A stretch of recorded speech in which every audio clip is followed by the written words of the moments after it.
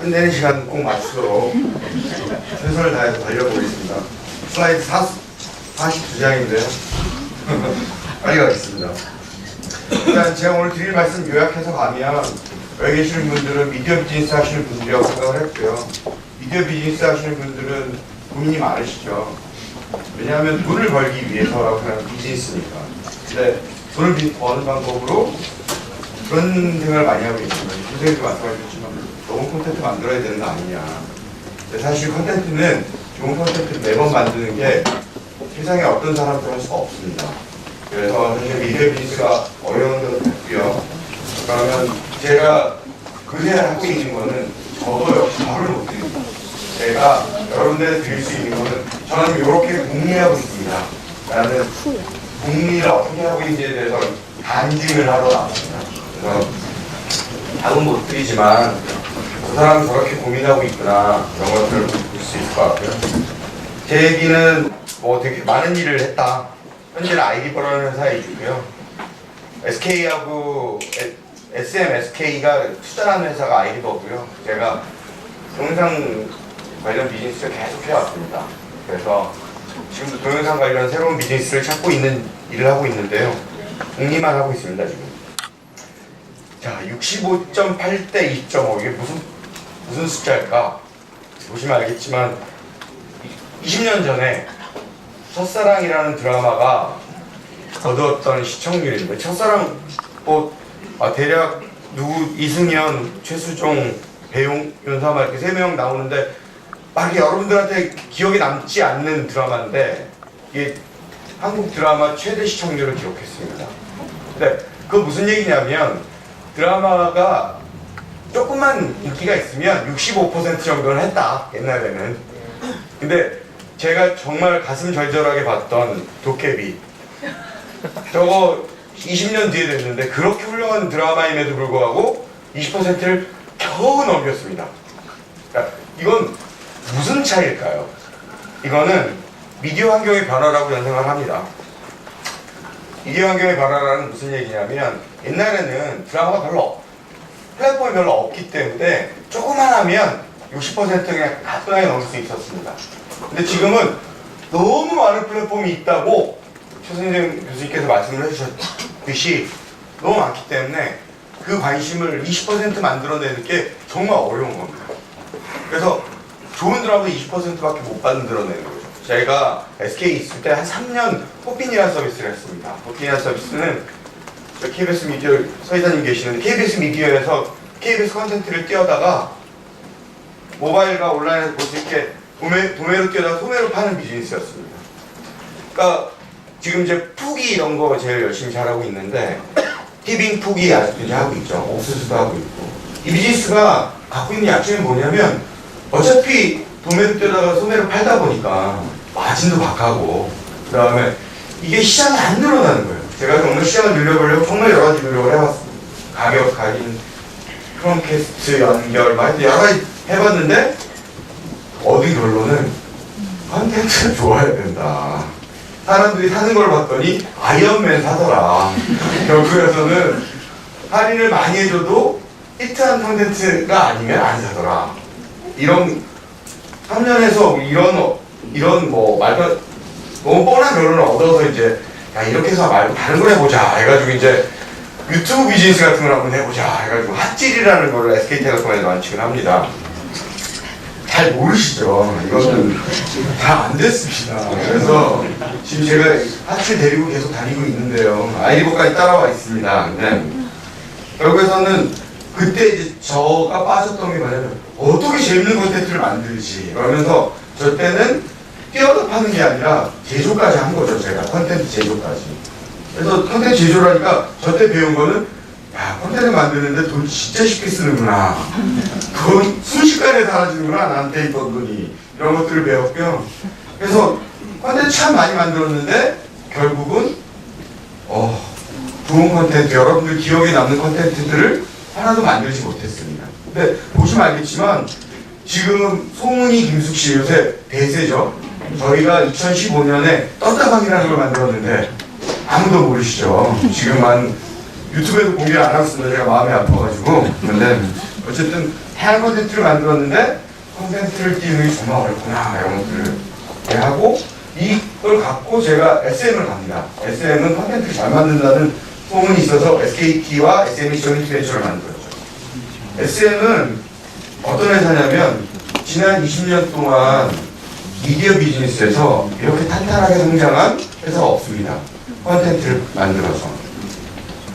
보시면 알겠지만 한국의 한류 드라마 콘텐츠 제작사들이 그만큼 성장을 했죠. 그래서 호사에서 많이 올라갔습니다. 근데 주가가 다 10,000원이 넘는 주식이 없습니다. 물론 요새 스튜디오 드래곤이죠. 시에서 만든 그 회사는 뭐 10만 원 입하고 있지만 그건 다른 얘기고요. 그건 뒤에 좀 얘기하겠지만 졸업밴이고 팬이고 이런 회사들이 다 시장에서 인정을 받지 못합니다. SM은 지난 20년 동안 30%씩 꾸준히 성장을 했습니다. 이런 콘텐츠 회사가 없죠. 그래서 어떻게 했지?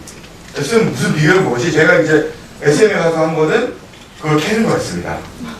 근데 SM이 특별한 비법이 있더라고요. 보시면 알겠지만 SM이 딱 뜬 건 HOT를 띄워서 SM이 됐다라고 생각합니다. 보통 사람들이.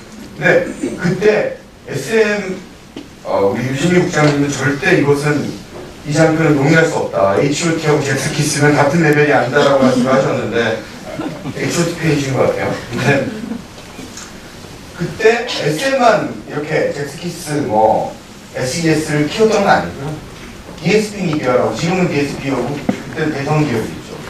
그때 잭스키스와 핑크를 만들어서 거의 SM과 동급인 회사였었습니다. 라이벌이죠. 지금 YG하고 하고 있지만. 근데 DSP는 지금 여러 가지 우여곡절이 있었겠습니다만 지금은 그냥 여전히 연예기획사입니다. 여전히 연예기획사고 카드라는 튜닝 그룹을 키우고 있는 중이긴 하지만 실제로는 기업화하지 못했습니다. SM은 왜 그렇게 할 수 있었을까? SM의 연역입니다. SM의 연역을 보시면 배터리 전원이 빨리 끝내라는 얘기를 듣고 빨리 이게 끝나기 전에 한번 끝내보도록 하겠습니다. 그래서 이렇게 다양한 사업을 확장을 했습니다. 보시면 알겠지만 되게 다양한 걸 했는데 이거를 다 보시면 복잡하니까 제가 요약을 했습니다. SM이 성장한 비결은 사업 다각화에 있습니다. 즉 무슨 얘기냐면 컨텐츠를 만드는 게 메인이죠. A&R 아티스트 앤 레퍼토리 아티스트를 키우고 그들에게 맞는 노래를 준 게 SM의 기본적인 비즈니스 모델입니다. 하지만 SM이 그것만 가지고 승부를 걸었다면 또 대성계획처럼 내지는 수많은 연예계획사처럼 기업화하기가 어려웠을 겁니다. 한국의 드라마 제작사들이 결국 드라마에 목숨을 걸다 보니 그거는 다르게 생각할 수 없었다고 생각을 하고요.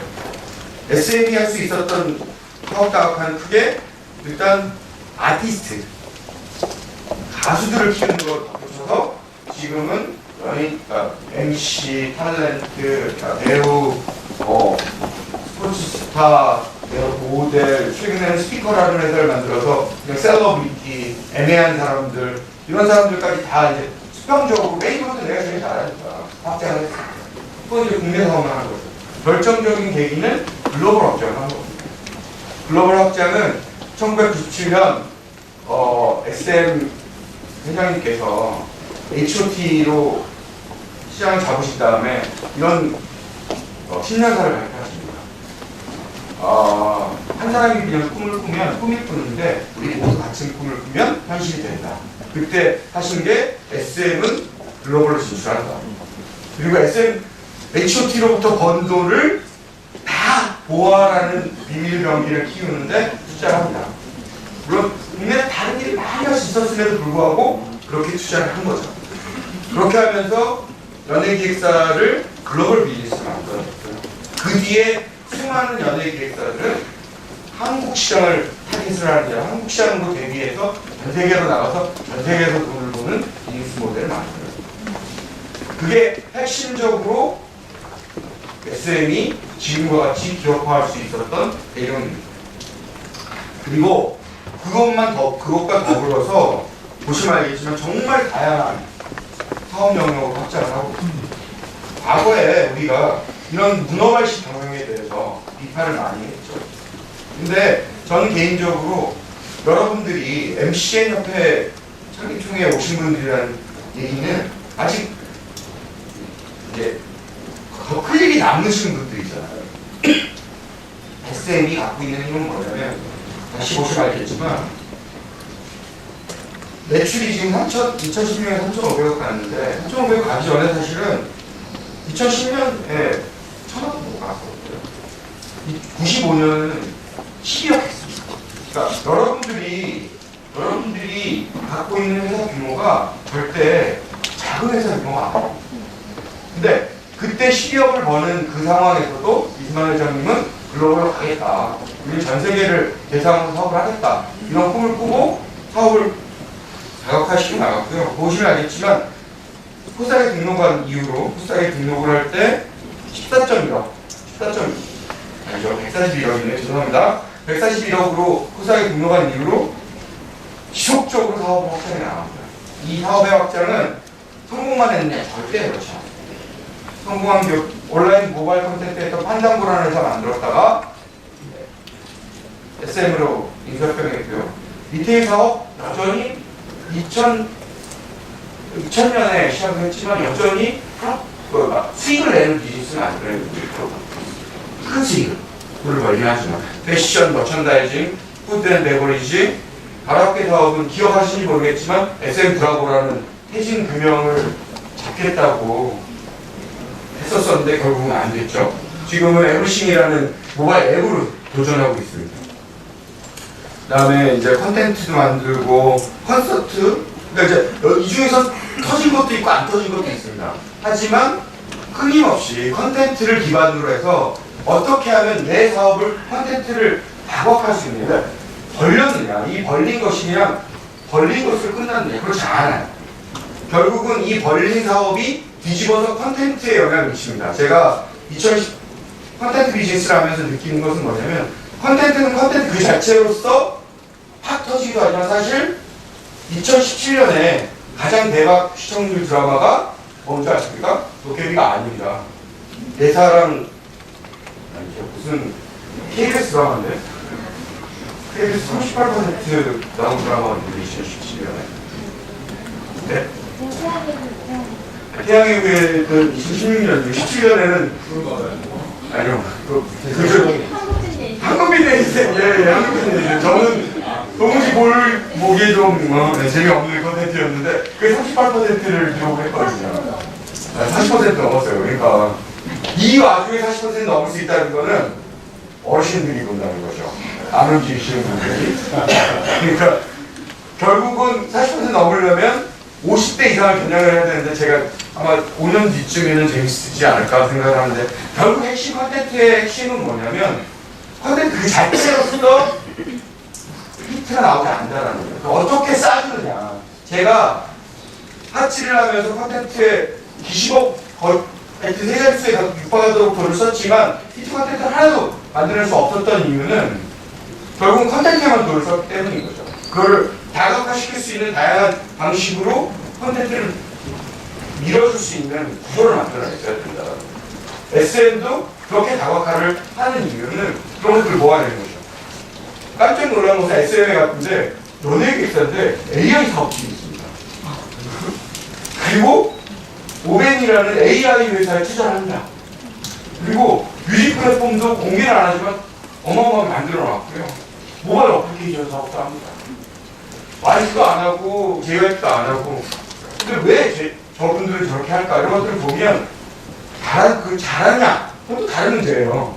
하는 것과 잘하느냐는 다른 문제이긴 하지만 실제로 이것이 내 컨텐츠하고 어떻게 연결될 수 있겠다라는 미래지향적 시각을 갖고 역량을 키우고 도전하고 있는 중인 거예요. 그러니까 그것이 저는 SM이 지난 20년 동안 30%씩 성장할 수 있었던 배경인 겁니다. 지금 돈을 많이 벌어서 그걸 차곡차곡 쌓는 게 아니라 다른 방식으로 확장시키기 위한 다각화에 돈을 잃어도 투자할 수 있는 회사가 라는 겁니다. 이 기사가 인베스트 조선이라는 기사 2017년 기사인데요. 이 기사가 보시면 알겠지만 되게 부정적인 기사입니다. 딱 보시면 느낌이 오죠. 실적 보시면 알겠지만 다 안 좋다.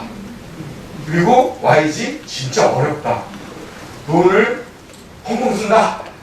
남한테 돈 투자 받아서 투자를 많이 했는데 실패를 하고 있다. 근데 저는 그 기사가 단편적이라고 생각하는 거죠. 보시면 알겠지만 YG 2016년 3분기에 수익을 보시면 알겠지만 여전히 컨텐츠에서 돈을 법니다. 음반, 그 다음에 콘서트 공연이 대표적인 이제 컨텐츠, 여기는 아이돌 가수나 탤런트가 메인 스트림이니까 광고 모델, 로열티도 대부분의 로열티가 다 이 아이돌들한테서 나올 거란 말이에요. 그러니까 기타가 이렇게 조금 버니 있는 돈을 이렇게 벌어서 이렇게 막 낭비하고 있다라고 말하고 싶은 거죠. 근데 저는 그렇게 낭비라고 하기로 그렇게 투자를 하고 사업 다각화를 하기 때문에 YG의 가수들이나 콘텐츠들이 서포트를 받는 건 아닐까? 저는 그렇게 생각을 SM에 가서 1년 일해보면서 그런 것들을 생각을 해볼 수 있게 됐습니다. 근데 이제 제가 SM을 떠나려고 해서 떠난 건 아니고 SM에서 저희 회사를 그대로 딱 들어가지고 아이번 회사에 투자를 합니다. 그래서 저희 아이번이라는 회사는 SKT가 아버지, SM이 어머니 해서 이제 거기서 모바일 비즈니스 아이번은 그 MP3 만드는 그 회사 맞고요. MP3를 만드는 거 말고 다른 비즈니스를 할 수 있는 건 없을까? 이렇게 해서 이제 그 SM 투자를 유치하면서 제가 이제 거기 가서 새로운 비즈니스를 만들어내는 게 됐습니다. 제 고민. 이걸 하겠다는 건 아니, 그러니까 이런 유의 비즈니스를 해보려고 하고 있습니다. 이거는 엑소 거를 하려고 했다가,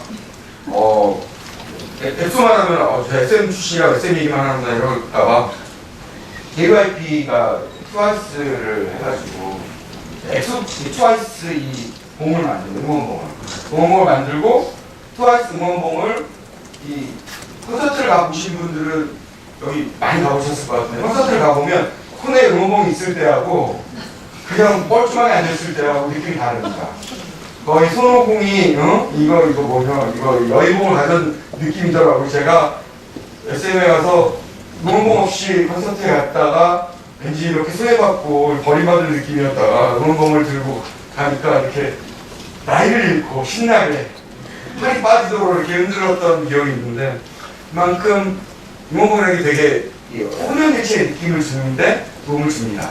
근데 최근에 저희가 그 슈퍼주니어 응원봉을 만들었는데 그게 아이보가 만들었는데 이게 막 색깔이 변합니다. 황영색색. 그 다음에 카드 섹션도 나는 가만히 있어도 중앙 제어를 해서 카드 섹션을 할 수 있게 자동 배치를 합니다. 근데 그걸 하려면 방법은 블루투스로 연동을 해서 앱이 필요하거나 아니면 NFC로 현장에서 랩핑을 시켜줘야 되거든요. 근데 현장에서 해보니까 되게 힘들더라고요, NFC로. 그래서 블루투스로 앱을 하나 만듭니다. 근데 앱을 하나 만드는데 응원봉 자동 랩핑할 때만 써서야 이 효과가 없지 않습니까? 그래서 여기 어떤 기능들을 넣어볼까? 이게 이제 저희 요새 고민하는 신규 사업인데 핵심은 뭐냐면 컨텐츠가 있는데 그 컨텐츠를 디바이스와 서비스 어떻게 연동시켜 볼 거냐. 이거는 제가 뭐 특별히 이렇게 되게 김지현 교수가 프로비스라는 용어를 썼고 실제로 서비스 대표적이고 미국에서 제일 투자를 많이 받은 MCN 일종의 MCN 사업자인 버스피드가 사업을 하는 방식을 보시면 제일 자랑스럽게 생각하는 게 노프탑이라고 하는 디바이스를 만드는 거고 KST라는 페이스북 페이지를 만드는 거거든요. 근데 페이스북 페이지는 잘 아시지만 모네타이즈가 어려워요. 돈을 벌기 어려워. 막 지금 보시면 알겠지만 막 100만 명씩 일주일에 런칭한 다음에 일주일 만에 100만 명이 오고 1억 5천만 명이 MAU가 한 달에 1억 5천만 명이 오는데 돈을 벌 방법이 없습니다. 그러니까 고민했던 게 G라는 대기업을 인바이트 해가지고 전기 쿠커를 만듭니다. 이 전기 쿠커는 블루투스로 연결되어 있어요. 블루투스로 연결되어 있어서 맨날 써먹는 얘기는 요리의 핵심은 불 조절이거든요. 센 불을 쓸 수 있는 사람만이 진정하게 맛있는 요리를 할 수 있습니다. 그러니까 불 조절이 핵심인데 이 불 조절을 쿡탑한테 맡기고 나는 그냥 페이스트 앱이 시키는 대로 자 이제 치즈 뿌리세요. 그럼 치즈 뿌리면 되고 이렇게 하는 거죠. 그 뒤에 보시면 알겠지만 월마트락 해가지고 테이스티 조리 세트를 쫙 깔고 있습니다. 지금. 자, 컨텐츠 회사예요. 여러분들 같은 컨텐츠 회사인데 이렇게 돈을 벌어가고 이렇게 하면서 우리가 이걸 참 잘했어요. 이렇게 자랑스럽게 버즈피드 조나 페러티가 2018년 2대 전략을 발표하면서 대표적인 사례로 언급을 합니다. 이게 또 언급되니까 보도록 하죠. 그 다음에 요거는 뭐 잘 아시겠지만 SK텔레콤이 멜론한 다음에 이번에 새로 또 음악 서비스 만든다고 발표를 했죠. 미리 어떻게 하면 나는 거기에 올라타서 제가 정말 해보고 싶은 컨텐츠를 한번 해볼 수 있을까 이런 것들을 궁리하고 있습니다. 근데 여기에 아까 교수님 말씀대로 그냥 모바일 폰, 스마트폰에 넣는 게 아니라 어떻게 하면 스피커하고 연결시킬까 이런 걸 고민하고 있는 거죠. MC 사업자들도 계속 다각해 오셨습니다. 우리 CJ 다이아TV TV 방송도 하셨고 오프라인 이벤트도 하셨고 그 다음에 하고 있죠. 샌드박스 잘하고 있습니다.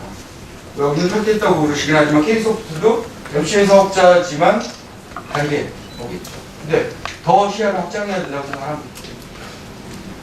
제가 근래 중요하게 본 4가지 사건입니다. SKT가 음악 사업 들어간 거, 네이버가 음악 콘텐츠 만든다, 오디오 콘텐츠 만든다고 해서 300억 펀드를 만든다고 제일 먼저 꽂은 데가 휴머니스트라는 출판사에 노노 백독에다 꽂았습니다. 그 노노 백독 뜯어보니까, 들어보니까 그 노노 백독이에요. 그냥 재미없는 아저씨들이 나와서 둘이 얘기를 하시더라고요. 일단 첫 번째 내부를 그렇게 써야 되는 궁금한 부분입니다.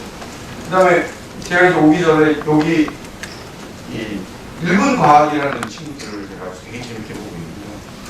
이 친구들이 되게 과학적인 진짜 진지한 과학을 재밌게 유튜브에다 봅니다. 그리고 유튜브에서 더 이상 엔터테인먼트 이런 거 아닙니다. 근데 애들은 요새 뭐 궁금한 것은 다 유튜브에서 물어본다고 하더라고요. 그 다음에 연예기획사들이 YG도 SM도 콘텐츠 비즈니스에 열심히 뛰어들었습니다. 왜?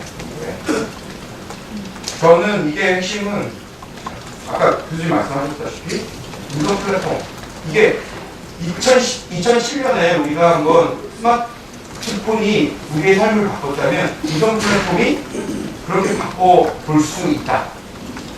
바꿀 수 있다. 가능성이 있다. 대응해야 된다고 생각하고 있습니다. 뛰어드는 걸 보니까 세계에서 힘 있는 애들은 돈 있는 애들은 다 뛰어들고 있고요. 제가 이번에 CES 가서 보니까 구글이 CES에 다 구글이 있습니다. 구글이 돈을 엄청 쓴 거예요. 우리 구글 간판 붙여주면 우리 뭐 해주겠죠. 그러니까 그냥 그 넓은 CES에 다 구글인데 그 구글의 핵심은 OK 구글. 구글 음성 플랫폼으로 하세요. 삼성관 가보니까 삼성관은 드라마타이즈를 해놨는데 드라마타이즈의 주인공은 없습니다. 빅스리. 음악으로, 음성 플랫폼으로 갈 거다. 그럼 여러분들은 음성 플랫폼에 대비하셔야 되지 않겠습니까? 아까 교수님도 얼핏 말씀하셨지만 음성 콘텐츠 뭘 해야 되지? 음악 킬러 콘텐츠 됐어요. 그래서 SK 뛰어들죠. 뉴스도 많은 거 퀴즈. 그 다음 뭐지? 생각해보세요. 2007년에 스마트폰 생태계가 이렇게 될 거라고 여러분 예상하셨나요? 아니죠. 저는 여러분들이 나는 비디오 만드는 사람이야. 나 MCN 사업자야. 이러면서 그냥 나는 그냥 내가 하던 거 좋은 콘텐츠, 재밌는 콘텐츠 만드는 게 내 고민, 내 공리의 끝이야. 이러면 안 된다고 얘기를 하는 겁니다. 여러분들은 컨텐츠를 만드는 사람들이고 컨텐츠를 만든다는 건 사람들이 필요로 하는 걸 주는 거지. 그러니까 여러분들이 생각하는 재미있는 컨텐츠를 만드는 게 아니고요. 제가 2015년에 멘붕에 빠졌던 그렇게 되는 겁니다. 그래서 여러분들이 시야는 저는 4차 산업혁명, 4차 산업혁명 하는데 콘텐츠가 무슨 관련 있어? 이렇게 얘기하지만 SM마저도 AI 사업팀 만들고 플랫폼 왜 플랫폼에 관심을 두느냐? 글로벌로 나갈 수 있기 때문이에요. 과거에는 왜 방탄소년단이 지금 이렇게 어마어마한 그룹이 됐냐면 유튜브 2012년 강남스타일 이후로 데뷔한 그룹이에요. 엑소도 그 전에 플랫폼, 글로벌 플랫폼을 최대한 활용한 아이돌 그룹. 그래서 미국 시장을 끌었어요. 언더걸스도 못했고, 비도 못했고, 보아도 못했고, 대부분의 아이돌 그룹이 실패한 미국 시장을 끌었어요. 플랫폼, IoT, AI. 내가 AI라는 게 별게 아니거든요. 아까 말한 인공지능 스피커도 AI고요. 그러니까 AI라는 것이 어떻게 하면 내 컨텐츠를 적용을 만들 수 있게 만드느냐 여러 솔루션들이 있습니다. 그리고 결국 데이터라는 것을 가지고 내가 어떻게 내 컨텐츠에 넣을 것이냐라고 고민해야 됩니다. 시장의 어근관계로 크리에이터 다변화. 저는 앞으로 핵심적인 컨텐츠들 여태까지는 엔터테인먼트 일변도였다면 저는 보이스 이렇게 되면 보이스는 신뢰성이 중요합니다.